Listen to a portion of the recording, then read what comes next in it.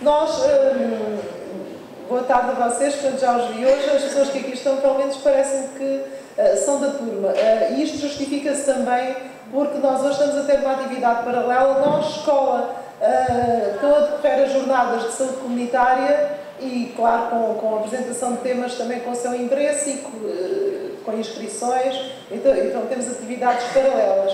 Curiosamente, às 4 da tarde, como eu já tinha dito, vão abordar um tema semelhante ao que nós aqui estamos a abordar também, um projeto que foi elaborado por um grupo de alunos relativo ao tema do luto, às 4 da tarde. Mas como eles fazem intervalo, até pode ser que nós consigamos, depois do nosso, ainda marcar a presença, pode ser, mas não é esse o objetivo. A professora Antónia está como moderadora, como vocês viram, porque realmente é um tema que tem trabalhado e desenvolvido, o tema das perdas e do luto. Temos connosco, e com muito prazer, a Aida Nuno, que assina assim nas obras que publica, que escreve e publica sobre o assunto. E temos aqui, nem precisamos de apresentações, a professora Antónia já vai fazer isso. Aproveitámos realmente o trabalho que vocês tiveram no desenvolvimento deste tema para contextualizar agora aqui na apresentação. Fizemos isto assim de tipo aula aberta, surgindo a possibilidade de virem mais pessoas para além da nossa turma, mas essencialmente dirigida à vossa turma. Portanto, a ideia inicial foi essa e é essa que se mantém. Desfrutem, a professora Antónia agora já fará as apresentações com outra minúcia e desejo que seja aqui uma tarde muito bem passada e que coloquem as questões e intervenções, façam como costumam ser em sala de aula.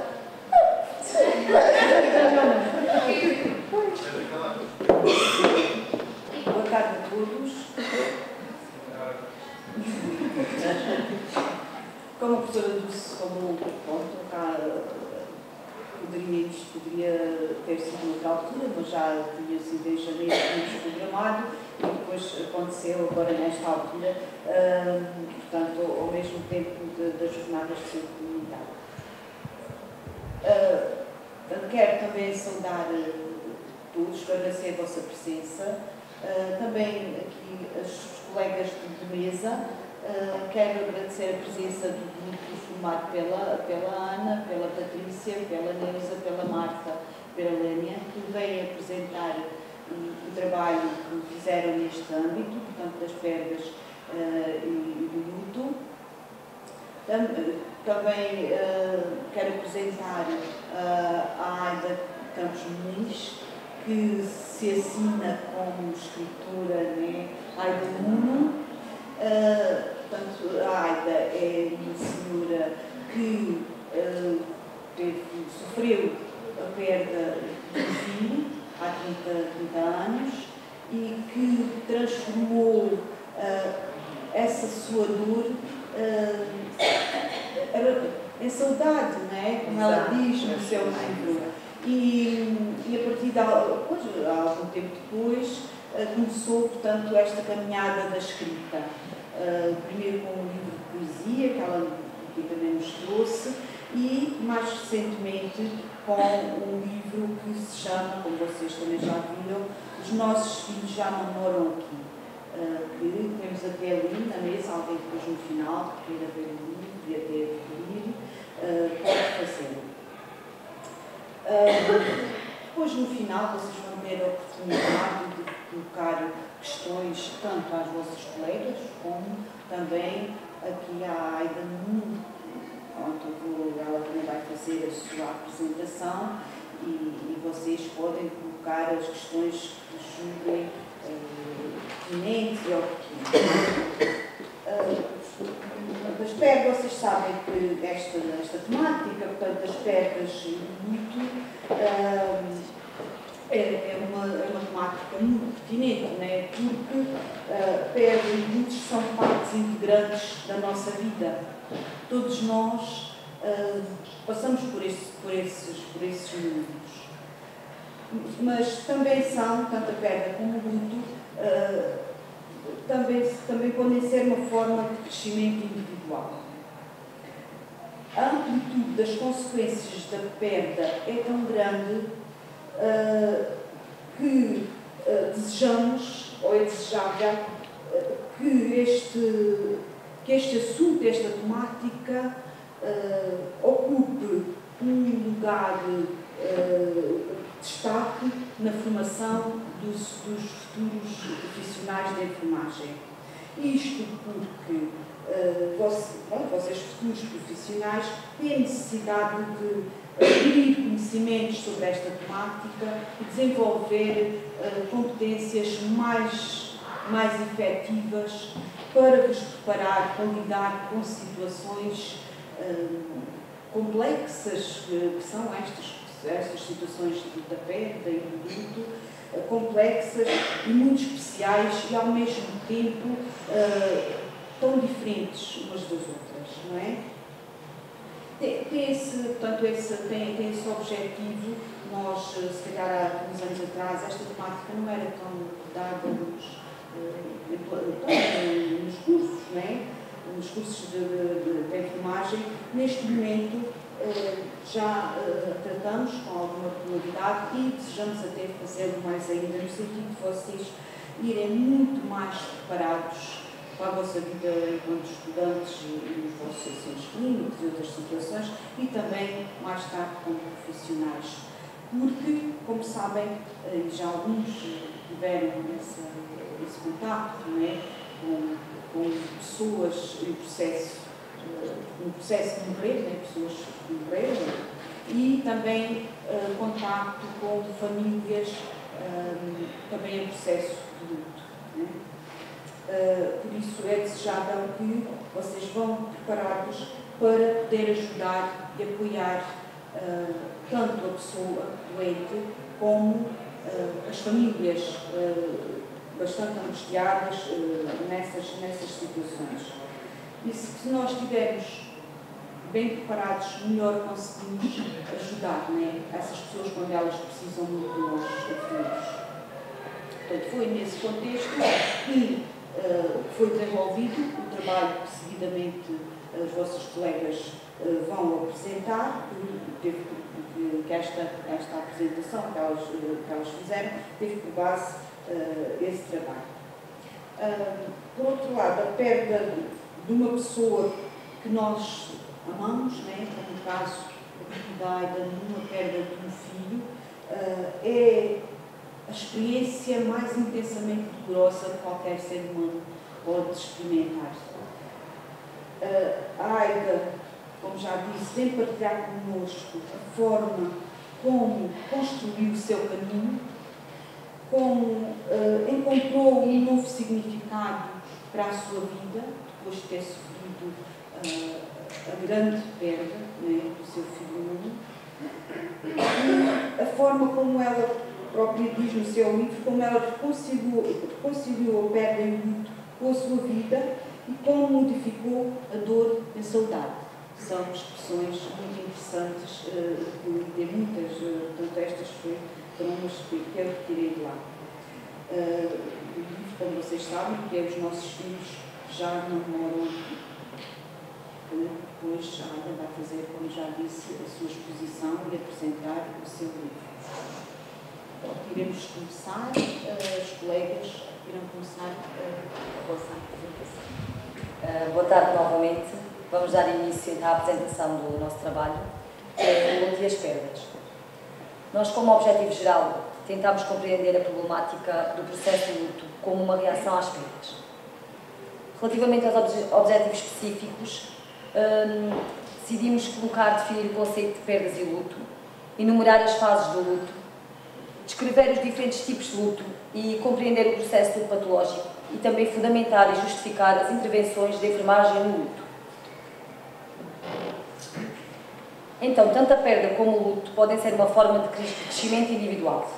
Levam também a uma mudança na vida de cada pessoa, que acaba por ser diferente de indivíduo para indivíduo, uma vez que cada pessoa é uma pessoa. Assim, será importante perceber as perdas e o processo de luto associado a essas mesmas perdas. A vida pode ser encarada como uma série de perdas, que são experiências emocionais únicas e individuais, e a perda é inevitável. Nós todos vamos ter que passar por perdas. e ninguém vai poder escapar. O luto até é um processo que todos nós vivemos ao longo da nossa vida e, como a professora Aprecine acabou de falar, é um processo difícil e doloroso. E ao redor da nossa profissão, esta que escolhemos, a morte está quase sempre presente no nosso dia-a-dia. E o enfermeiro é então um elemento muito importante para ajudar o doente e também a sua família a ultrapassar estas diferentes fases, tanto nas perdas como também no luto. Agora vou falar sobre o que é as perdas e o luto. As perdas são experiências muito dolorosas que o ser humano pode vir a sofrer. Podem ser classificadas por perda de objetos, do ambiente familiar ou de alguém conhecido, perdas de pessoas significativas, perdas do aspecto de si próprio e perda da sua própria vida. O luto. O luto pode ser uma experiência que todos nós vamos vir a passar, como a Marta disse. É constituído um processo sempre difícil e doloroso. É o processo de sentir um sofrimento forte diante de uma perda, embora seja uma experiência dolorosa, facilita a resolução dessa perda. O luto e a perda são uma parte integrante da vida. Como tal, os técnicos de saúde e os utentes de quem se cuida são tocados por estes momentos nas suas vidas.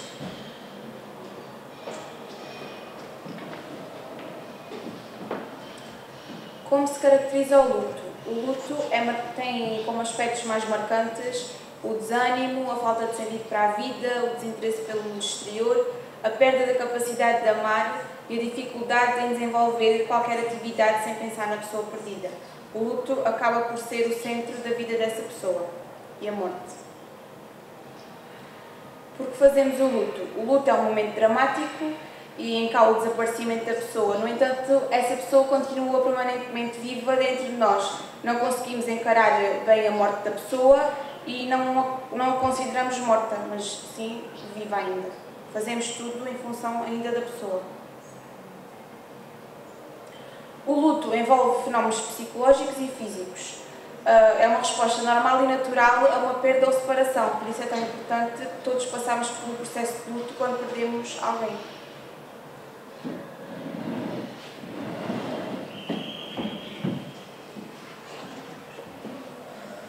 Eu agora vou-vos falar um pouco de quais são as reações no processo de luto. Temos vários tipos de reações, entre elas as reações físicas, que são no fundo os sintomas físicos que as pessoas sentem quando entram no processo de luto, como por exemplo um vazio no estômago, o aperto no peito, na garganta, uma certa dificuldade em respirar e a sensibilidade ao barulho. Muitas vezes as pessoas não querem ouvir ninguém, não querem, à mínima coisa, se calhar reagem de uma outra forma do que uma pessoa que não se encontra neste processo. Estes sintomas são físicos, mas não há, no entanto, nenhuma doença que justifique o aparecimento destes sintomas e por isso mesmo vamos ligá-los mais a um estado psicológico diferente daquilo que é normal, que é característico do luto. Depois temos as reações psicológicas, que são no fundo os comportamentos que acompanham o luto. A descrença, por exemplo, se as pessoas forem religiosas, às vezes têm uma certa descrença nessa própria religião, a confusão, a preocupação, também pode chegar a alucinações visuais e auditivas. As reações emocionais são os sentimentos que são característicos deste processo: a tristeza, a raiva, o sentimento de culpa e autorrecriminação, a ansiedade e, como vamos falar mais à frente, em diferentes fases do luto, o choque é uma das primeiras etapas de uma dessas fases e que normalmente as pessoas, algumas pessoas, quando perdem alguém, entram em fase de choque. Depois as reações comportamentais, por exemplo, os distúrbios no sono e do apetite. Às vezes as pessoas não conseguem dormir, têm insónias, falta de apetite porque não querem comer. E depois aqui, se há pessoas que evitam os lugares onde aquelas pessoas frequentavam, há outras que tentam estar sempre onde elas estavam, por exemplo, os quartos, estarem sempre lá, outras que não querem ver e também os objetos dessas pessoas às vezes também os trazem consigo.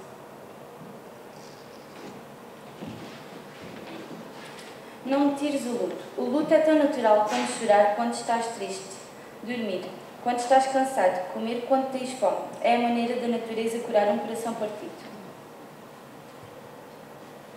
Torpor ou entorpecimento. Estas são das fases do luto. E manifestam-se por choque, sensação forte e prolongada, dura até uma semana, aflição e raiva, alterações nos sinais vitais e negação emocional da perda. Por exemplo, preparar a comida preferida da pessoa, esperar que a pessoa telefone, comportamentos assim. Outra das fases é a anseio ou busca da pessoa perdida. Dura durante alguns meses e por vezes pode mesmo durar anos. Desorganização emocional. Sentimento de libertação em relação à perda. Toma como inevitável. Aceitação com a serenidade da perda. Aqui a pessoa já começa a aceitar o luto.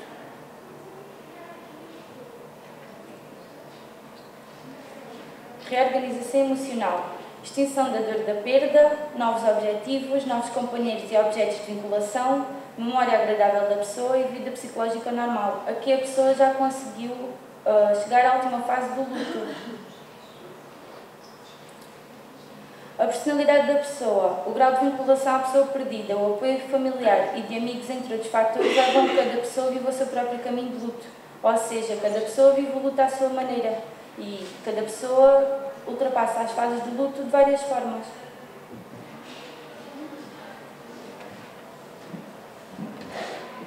Agora vamos falar dos tipos de luto.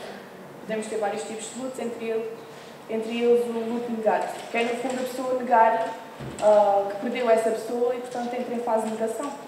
Como por exemplo a ausência de expressões de luto, portanto a pessoa continua a viver a sua vida como se nada tivesse acontecido, a rotina diária mantém-se igual e mantém muito viva a imagem do ente querido, ou seja, é como se ele não tivesse desaparecido, nada aconteceu e por isso a pessoa nega profundamente que essa perda ocorreu. Depois, podemos ter reações físicas como as que causaram a morte da pessoa falecida, em que há uma manifestação da incorporação plena do ente querido, ou seja, a pessoa passa a agir como a pessoa que perdeu agia. Depois as reações desmedidas, que são reações como a angústia e o choro compulsivo e irreprimível, que são profundamente situações desapropriadas, embora a pessoa esteja no processo de luto, esteja em luto, tem direito a sentir aquilo que quer, mas, no entanto, existem reações que realmente não são normais. Quando o luto se converte em doença, designamos por luto patológico, porque a pessoa não consegue aceitar a morte daquela pessoa, manifesta-se através de comportamentos estranhos e normalmente acontece porque, como a Neuza já falou, existem várias fases no luto e quando essas fases ou são muito prolongadas ou a pessoa simplesmente não quer vivenciar o seu luto, o luto pode se tornar patológico. Não encarar o luto como patológico. O luto deve ser vivido naturalmente dentro do tempo que a pessoa acha que é necessário. Não é necessário recorrer à terapêutica para se encarar o luto. Durante quanto tempo? Cada pessoa tem o seu próprio ritmo. Quanto mais cedo a pessoa fizer o luto, mais cedo é resolvido.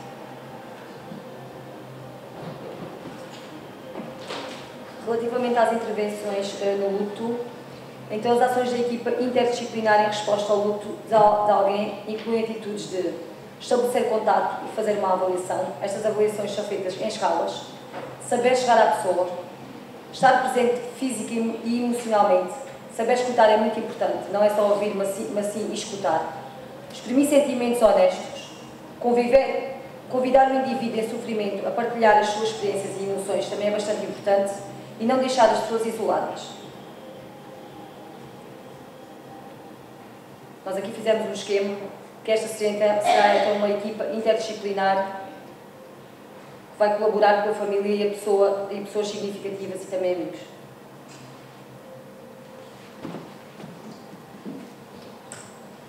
Para estas pessoas há sempre grupos de autoajuda, que há alguns em Portugal, em que são sempre pessoas que estão a passar por um processo de luto, moderadas por uma pessoa que já conseguiu ultrapassar esse luto. Essa pessoa vai moderando-as e dando-as algumas estratégias para que elas consigam ultrapassar o luto da forma mais natural possível, sem ter consequências no futuro.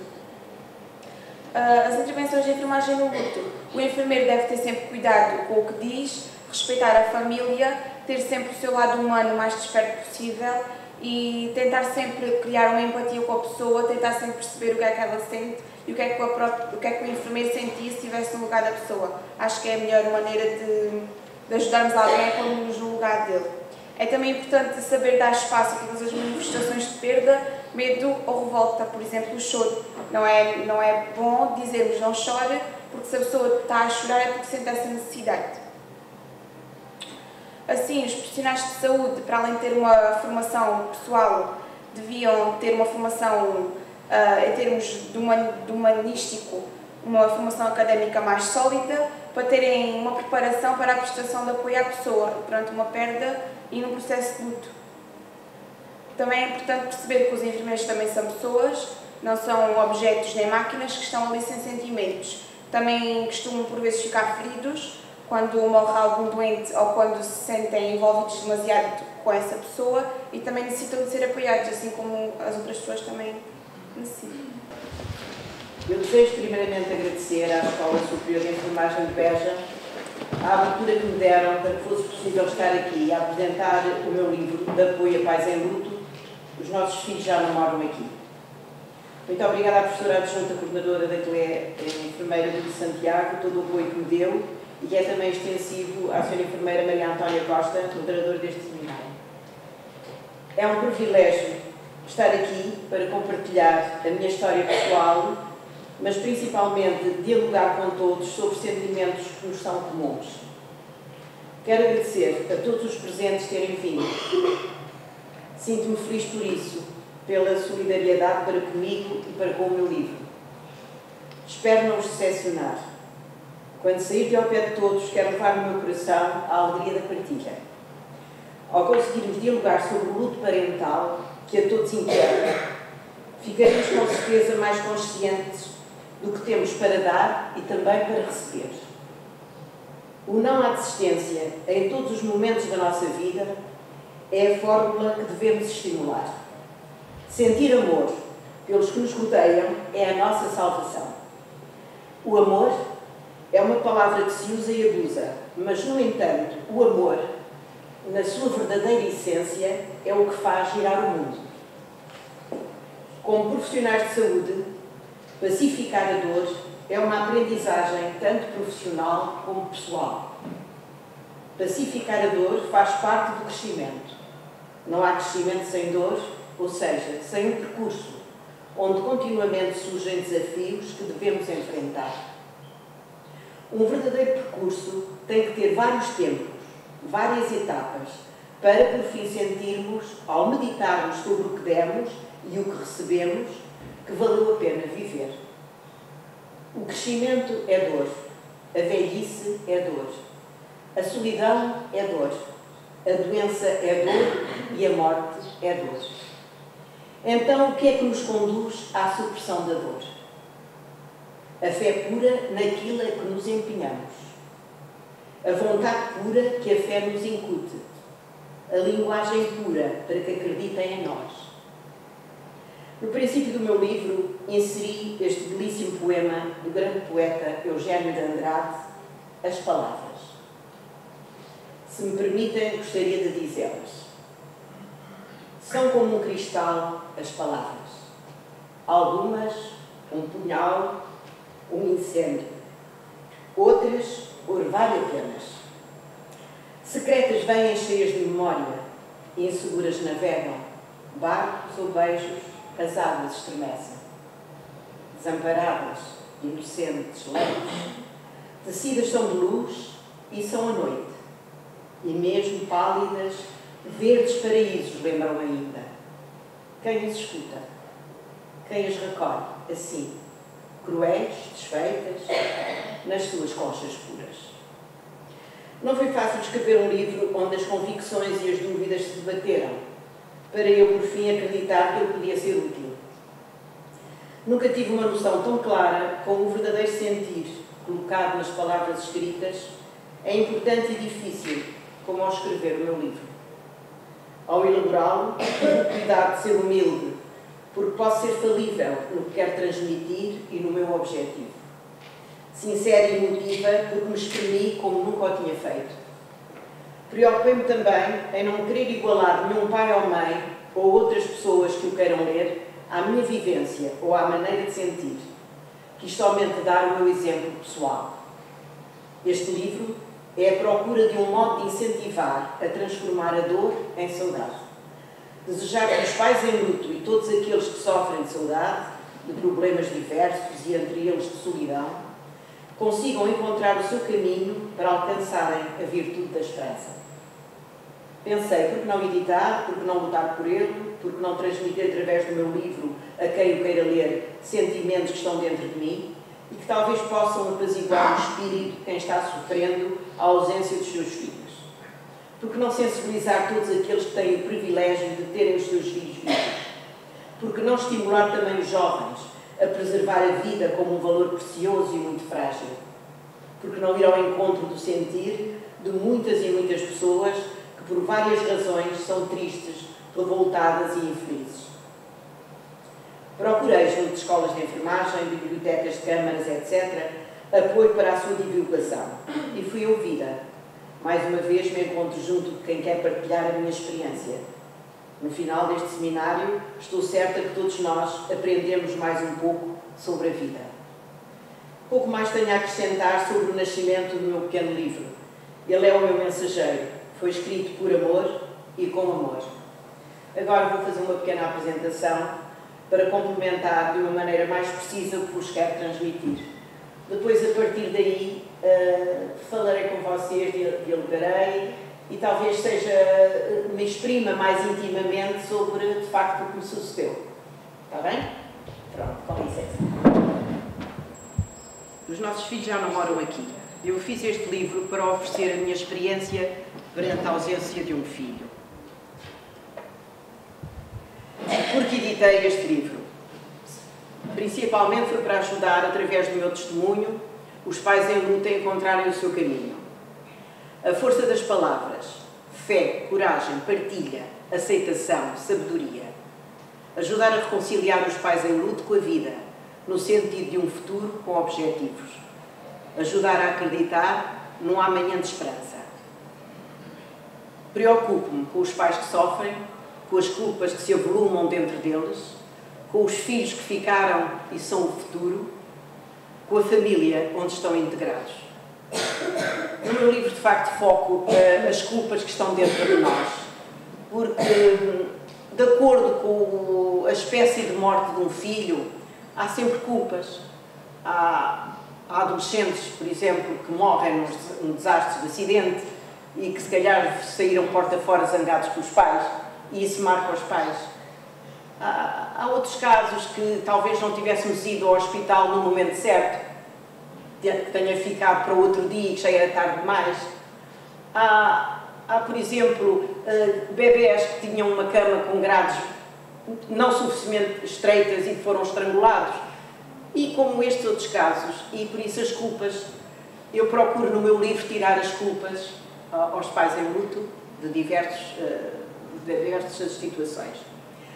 Eu, como desejei ajudar, foi lembrando os familiares vivos que também sofrem, porque muitas vezes um pai em luto está tão amargurado que não dá atenção ao outro filho ou aos outros filhos, muitas vezes ao seu próprio marido, e que acaba por dar um divórcio porque não se podem olhar, que já não sabem o que é que hão de conversar. Foi isso que eu tentei pôr no meu livro, as emoções em diversas situações.